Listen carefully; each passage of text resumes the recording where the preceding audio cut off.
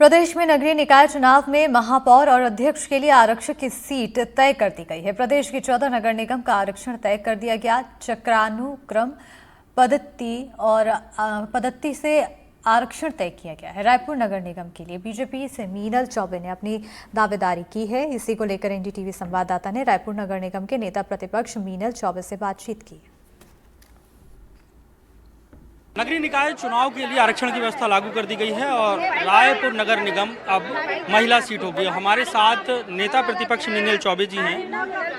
व्यवस्थाएं लागू हो गई हैं, अब आपको क्या लग रहा है? देखिए, हमको लग रहा है, हमको पूरा विश्वास है कि इस बार भारतीय जनता पार्टी का महापौर नगर निगम में बैठेगा और वो एक महिला होगी। और जब हम किसी चीज़ को शिद्दत से मांगते हैं तो पूरी कायनात और पूरी प्रकृति साथ देने में जुट जाती है। इसका प्रत्यक्ष उदाहरण आज हमने देखा है। बहुत सारी हमारी बहनें और इवन पुरुष वर्ग भी चाहता था कि इस बार रायपुर शहर का जो नेतृत्व है वो महिला को मिले और अंततः आरक्षण की प्रक्रिया संपन्न हुई। रायपुर शहर का जो सीट है, महापौर का जो पद है, वो सामान्य महिला के लिए आरक्षण। आपके चेहरे की मुस्कुराहट बता रही है कि अगले देखिए स्वाभाविक है। मेरी पार्टी ने मुझ पर विश्वास करके मुझे नेता प्रतिपक्ष का दायित्व सौंपा था।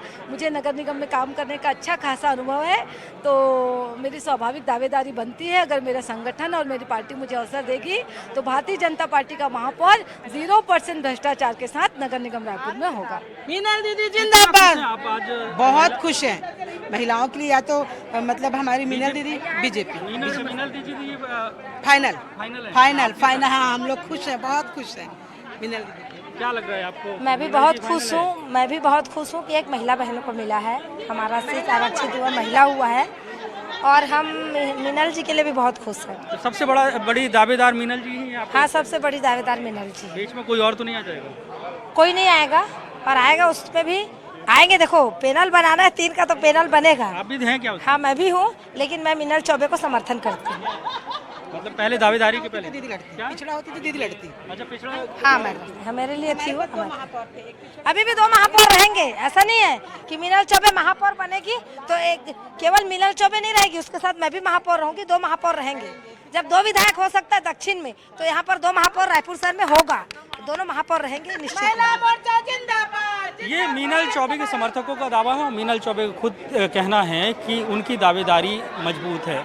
हालांकि बीजेपी में ऐसा कम ही होता है कि सार्वजनिक तौर से दावेदारी की जाए, लेकिन नेता प्रतिपक्ष मीनल चौबे का कहना है कि किस्मत से रायपुर महिला सीट हुई है और उनकी दावेदारी पक्की है और 0 भ्रष्टाचार के संकल्प के साथ वो चुनाव लड़ेंगी। कैमरा पर्सन प्रवीण साहू के साथ जुल्फिकार अली, एनडीटीवी। नगरीय निकाय चुनाव के लिए आरक्षण तय कर दिया गया है। रायपुर से महिला सामान्य की सीट तय हुई है। हमारे साथ रायपुर के सभापति प्रमोद दुबे जी रहे। आपका कार्यकाल अब समाप्त हो गया, नई अब निगम बनेगी और आरक्षण भी हुआ। इसे किस तरीके से देखते हैं आप?